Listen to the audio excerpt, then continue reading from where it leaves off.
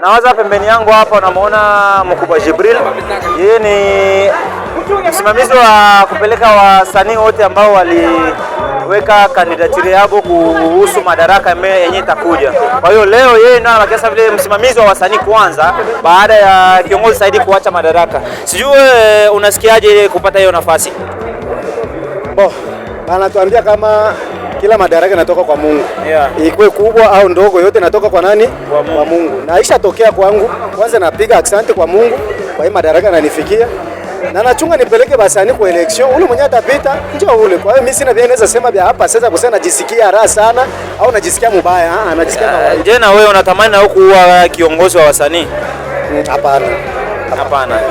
Sasa kwa Gisi Saidi ambaye alikuwa kiongozi wa wasanii, alisimamia muda mrefu na kwa leo kabisa anaacha madaraka ghafla hivi, nini kabisa inaweza kuwa kauli yako, unaweza kumwambia kiongozi Saidi? Kwa kumwambia kiongozi Saidi ni yeye asikwazike, basi kwa mwingine anaweza acha madaraka kwa kukwazika. Mimi nakwazika, jua watu walisema nitoke. Ni kawaida mtu kuongea, utakataza mtu kuongea, na naweza kumwambia tu aikale chini, afikirie wapi kwa alishindwa na wapi kwa aliweza. Huko siku nyeta takiambia basani yeye na ule. Selo wewe sasa kiongozi Saidi, uongozi wake ulikuwa mbaya au mzuri? Selo mimi uongozi wake ulikuwa mzuri. Ulikuwa mzuri. Ndio. Ulifurahishwa?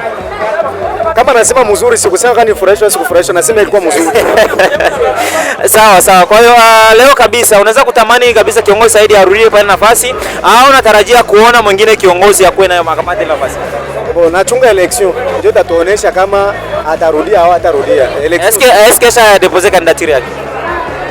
Ikiwa kideposit tutatangaza na ikiwa kama kudeposit tutatangaza pia. Kwa sasa nani mwenyewe aisha deposit candidature pour que batu bamjue kwa sasa? Tutaniambia. Hapana, tunapenda tujue kwa sababu tuko naona na majina wa mwao waisha wataja huko. Tunapenda kabisa wewe vile kimsimamizi mwenye kupeleka bale wote wali deposit makandidature yao ku election, unaweza kutuambia?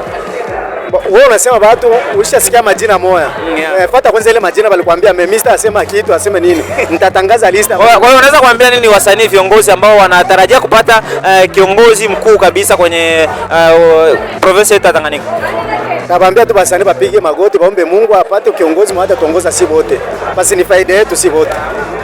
Merci beaucoup. Tulikuwa naye kiongozi mwenyewe anasimamia madaraka kwa sasa, yani yeye ndio tunamuona. Kwa hiyo tukifikia hiyo tarehe wanasema sijui itakuwa tarehe gani?